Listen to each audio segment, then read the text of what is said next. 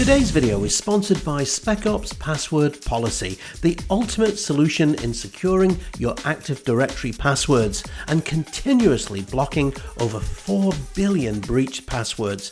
Visit them today at specopssoft.com. They often say to move forward, you need to look back a little. So on this week's episode, I'm going to take a look at my top 5 skills that you simply must know in Microsoft Active Directory group policy. Specific features that will make a real difference to your career in terms of knowledge. So if you're ready to learn, let's go.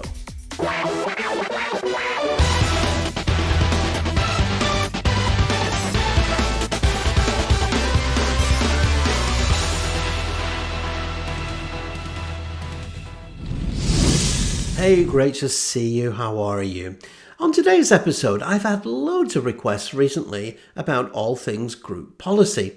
And with Windows Server 2025 inbound, it's a skill that doesn't seem to be going away. So if you're new into IT or you just want to brush up on your skills, then this episode is specifically for you. Here I'm going to take a quick look at what I think are my 5 core features of group policy.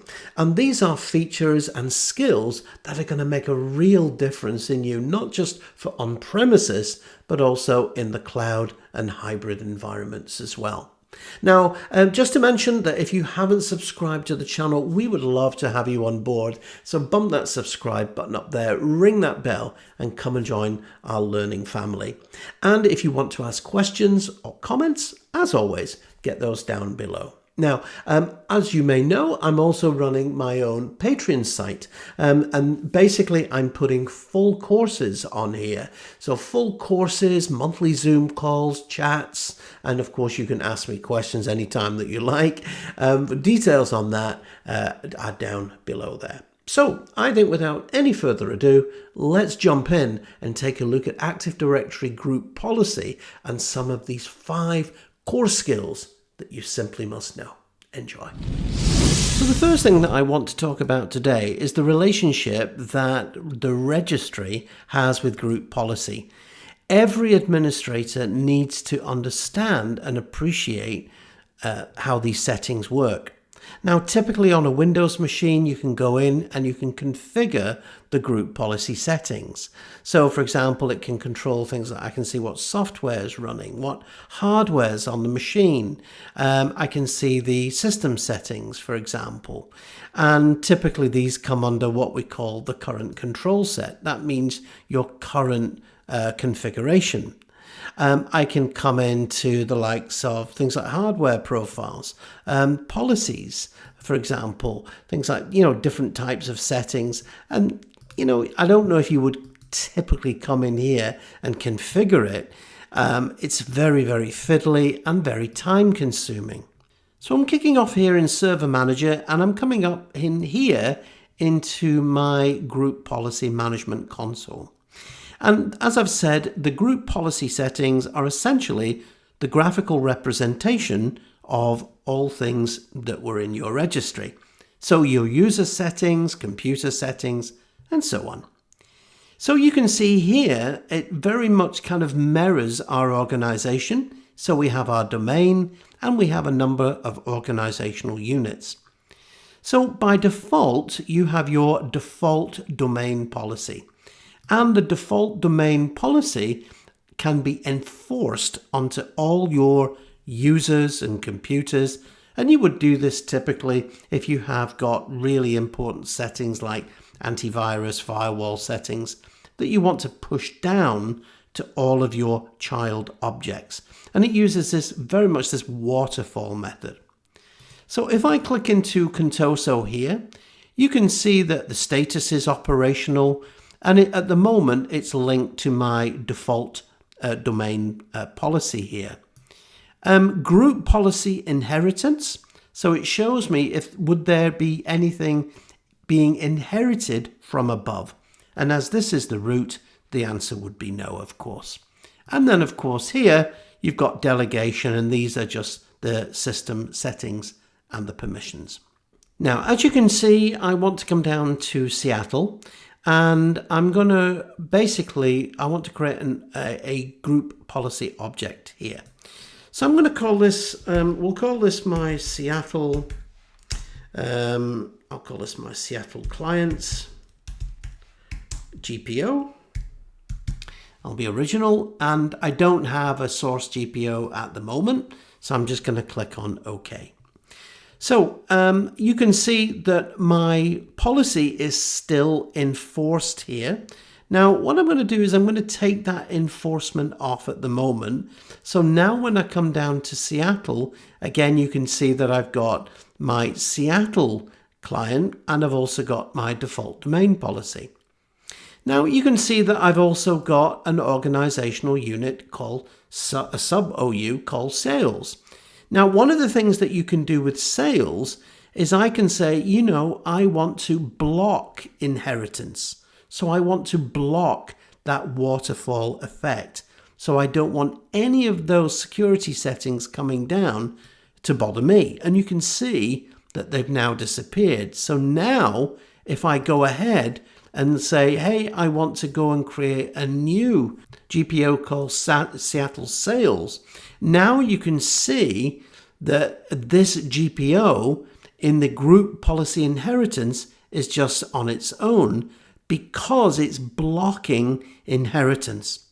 Now at this point, the administrator, who's the default administrator, might say, no, I don't want this policy being missed out because it contains some really important antivirus settings. So if I come down to my Seattle sales, you can now see that yes, you might have that block inheritance. So the Seattle clients GPO is not affecting the sales GPO, but that default domain policy is being enforced. And that is such an important concept in group policy that admins definitely have to know. So one of the most common questions that I get asked is, Andy, how do I deploy software in group policy? Well, it's quite easy actually. First of all, let me show you what I've got. I'm going to go into Windows Explorer, and in Windows Explorer, I've got a folder here called Apps. And within Apps, I've just downloaded a couple of things. I've got a copy of Chrome, and I've got an MSI installer of Notepad++. So that's the first thing. And I've gone ahead and I've shared those files out. So now what I want to do is I'm going to come into the GPO. I'm going to edit the GPO. And let's just expand that a little bit more. As I've said, I can deploy it to every computer, or I can deploy it via user configuration. So I'm going to come into policies, and I'm going to come into my software node and software installation. Now I'm going to go into new, and I want to create a package. Now just before you create a package, you can go into properties here. So just a few things in properties. Obviously deploy the software package, decide how you want to do it. Very important, you've got three options, and it really depends on the type of software that you're using. You can either publish it, assign it, or you can give the user basically the option. So publishing it basically means that it will advertise in add remove programs. So the user can go in to their add remove programs, their software library, and they can install it from there. Again, this might depend on the version and also the version of Windows that you're using. The other one is assign, and this is basically where when the user logs in, the software will assign itself, or you can go with the advanced option, you can let the user choose. Now, in terms of the user interface options, do you want just the basic interface or the maximum interface? So how much responsibility do you want the user to have? Or how much interactivity do you want the user to have? So again, that's quite important. So the advanced tab is basically this. And this is really quite important, especially if you're installing, let's say there was a new version of Notepad++. So you basically here, it says uninstall the application when it falls out of the scope of management. any kind of OLE object linking and embedding information, make sure that that's maintained. And again, if you're using 32-bit platforms on 64-bit, do you want it to be kind of compatible? So again, you've got those options there. Now, if it's not able to do that, and you've maybe got like an old executable or an older application, then you can create what we call a ZAP file. And essentially a ZAP file, you can install the application, it pushes it out, but you can't then uninstall it. So that's one of the really nice things about the Microsoft Installer package. The other thing that you can also do is you can select the extensions here. So I can add in a bunch of extensions. So once the application goes in, for example, if it was a PowerPoint, Excel, whatever, and a user got an email with a PPTX in it, they would then hit that attachment and it would then install Microsoft Office. So you can do that. It's kind of more on demand if you wish. The other thing that you can do is you can also add in your own categories. So I can say Office software. I can give one, say, utilities. Get the idea. And you can add categories. So I'm going to go ahead. I'm going to click on OK. And now, of course, I want to say, right, I want to create a new package. So what I've got here, first of all, I've shared out a drive, and you need to do this from a shared drive. You can't do it from a local drive, of course, because the other machines on the network need to know where the software is coming from. So I've got some sample MSI packages here. So I'm going to go with Firefox just now, and let's have a look at the properties of this.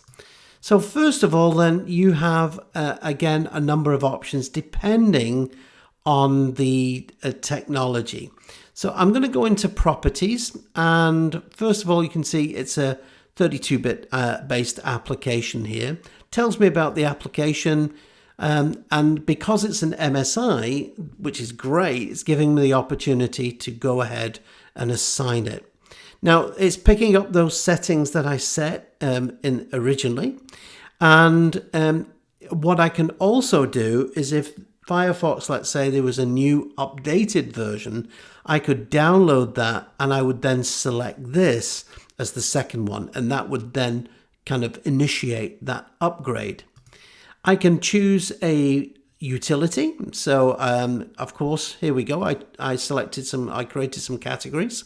So I've chosen utility as the category. And do I want to make any modifications? So again, registry edits, anything like that.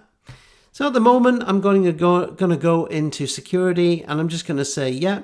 At the moment, I'm going to assign read and execute, which is already there, so that's fine. And my users are going to get that. So this application is pretty much ready to go, and this will be assigned to my users. Let's see what happens next. So I'm just flipping over to my client machine, and I'm just going to log in. And again, the next thing is it's going to initiate the setup. There it goes. So you can see, again, depending on the app, you might get something like this where it's setting up. Sometimes the apps kind of just appear in the background, again, depending on how you've configured them. So after a few moments, you can see there's no interaction here whatsoever. It will just take a few moments just to install, and there we go. We've now got the icon on the desktop, so I'm just going to open this up, and there we go. We have now successfully installed Firefox. How cool is that? So just a reminder then that if there was an upgrade, I simply could download that upgrade. I could have it here and then it would upgrade the older version, which is really nice. And the really nice thing about an MSI package is if I go into the properties here, again, I can choose the deployment. I can choose to uninstall it. So if I deleted it, it would then uninstall. Again, I would add the upgrades in here, categories, and any kind of modifications. So it really is super easy. And as I've mentioned, you've got two nodes. You've got the software settings for users. So any software that you deploy here will essentially follow the user from PC to PC. Whereas if you set it here on the computer settings, then any user who logs on at that PC will then get access. So there you have it. Software installation using group policy. So the next thing that is super important is obviously security and compliance. And of course, with so many threats around, we really do need to keep on top of this. So what I'm doing here is I'm going to the computer configuration, which will affect every user who logs on at that particular machine. And I'm going to come down to Windows components. And typically here is where you're going to find all the good stuff. So first of all, I'm going to scroll down. You can see there's loads of stuff in here. There's probably loads of stuff that we really don't use. There's a lot of old stuff, like things like Internet Explorer. I mean, nobody uses this stuff anymore. Come on, Microsoft, take it out. But anyway, so we've got some important things in here. A couple of really important security settings. First of all is antivirus. So I can come in here and you can see that, again, it's not configured by default. Now, obviously, if you have a security policy, then this is where you would follow that procedure. And of course, you would then say, hey, allow anti-malware service to start up with a normal priority. So again, I can just click on to edit and you can go through and you can switch these settings on. So again, just going to click OK. Remember, this is affecting all those PCs within that OU of Seattle. So again, you can go through many of these settings. There's things like real-time protection. Do you want to have real-time protection? So again, I would definitely go in and you would then enable this. Now, ultimately, there are some software packages that you need additional licenses for, but typically this is something that you need to go through and have a look at. So as I said, that's all the different antivirus settings here. Go through this carefully, and this is definitely something you would want to switch on and take your time with. Now, the other thing that's in here as well, again, if I just scroll down, of course, is BitLocker. So BitLocker, of course, is your drive encryption, and do be careful with this. It's with Windows 10, Windows 11, it's seamless. So again, store BitLocker recovery keys within Active Directory. So in a corporate environment, this will store your BitLocker keys in Active Directory. Again, if you have a TPM, obviously use a trusted platform module as well. But again, go through these settings and select what's really best for your organization. Now, of course, one of the big security benefits of Windows 10, Windows 11 is Windows Hello. So here you can switch on the use of biometrics on the machine. So again, I can go through here. Again, you would choose the methods that really meet your requirements. Okay, so that's biometrics. Again, I'm just going to scroll down here. Let's see what else we've got. You've got things like mobile device management. So if you are using Microsoft 365, again, super important. You've got the Defender antivirus, as I've said. So other things, you've also got Windows Defender Exploit Guard, which is really useful. If I just scroll down, other things that we've got, you've got Smart Screen, really useful feature that. So again, Smart Screen, you can switch that on either both for File Explorer and Edge. And for example, prevent bypassing Windows Defender Smart Screen. So again, this is for potential hackers trying to circumvent your system. Really good security here. So again, go ahead, you can configure it, really simple. And many of these security features I've actually covered before. Now, one super important thing, especially if you're in hybrid, you might want to configure Windows Hello. Two places that you can configure this. Windows Hello for Business can be configured in Intune in Microsoft 365, but you can also configure it here as well.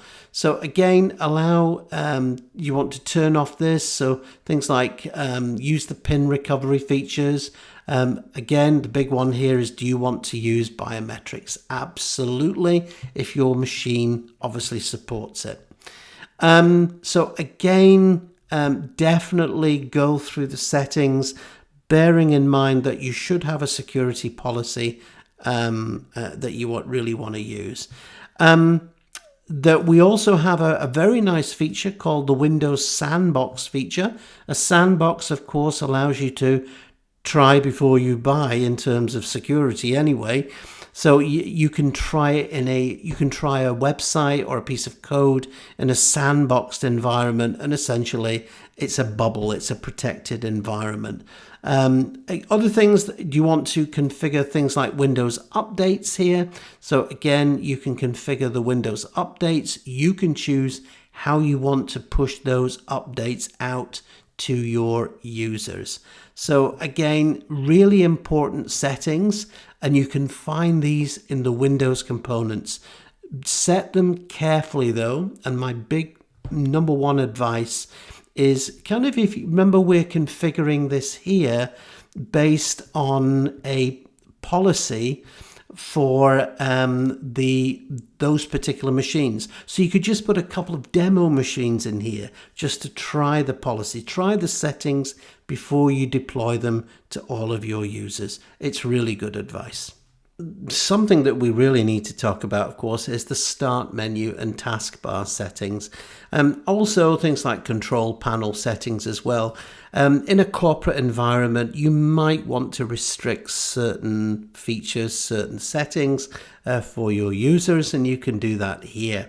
So things like enable certain menus, force the start menu to be on screen, remove and prevent access to the shutdown. Again, it could be an important server. You don't want a particular user logging out. Remove frequent programs from the start menu list. What else have we got? Do not keep history of recently opened documents. Again, if you were in a library or in a shared environment, again, this could be a super useful feature for security. The other thing, so as well as the start menu as well, the other thing that we've got that you might want to restrict, of course, is the control panel. So the control panel, things like regional and language settings, things like, do you want to allow online tips? So things like personalization, perforce a specific lock screen. You might want to have a corporate image that you might want to bring in. So you might want to kind of prevent the user from changing that kind of corporate image. Do not display the lock screen to your users. Prevent the lock screen camera from coming on. Again, this could be an important security feature. In terms of regional and language options, things like block cleanup of unused language packs. User accounts, apply all the default settings or the default picture to all users. Again, that's something that you may do in a corporate environment. We also have settings, of course, for Microsoft Edge, and there are, as you can see, hundreds of different settings here. This is something that you don't rush. This is, you take your time. If you've got a policy, you look at the procedures and you go through this kind of really, really slowly. And again, you can trial this on a number of machines rather than just deploying it in the default policy. Remember, in the default policy, it affects everyone rather than here, where it just affects those few users here. So again, super useful and incredibly powerful.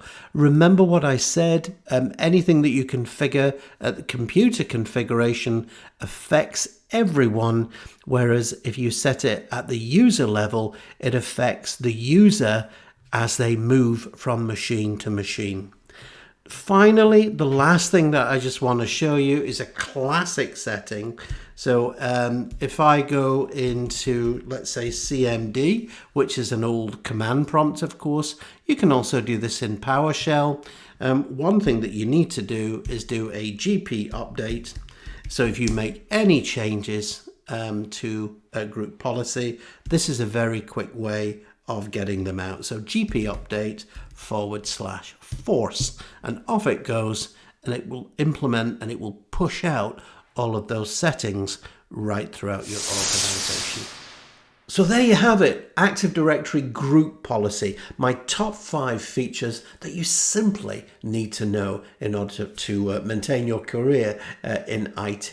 Hey, listen, if you enjoyed the session, go ahead, give me a big thumbs up. It does make a difference. And if you've got any questions and comments, as always, get those down below. Okay, a big thanks to my sponsor today, SpecOps Password Policy. Make sure that you check them out. Such an important product, especially for Active Directory admins. Okay, that's it for this time. Thanks so much for joining me. I'll see you soon. Take care. Hey, thanks so much for dropping by today. Here's a couple of videos that you may enjoy, and while you're here, go ahead, click on the subscribe button and you won't miss out.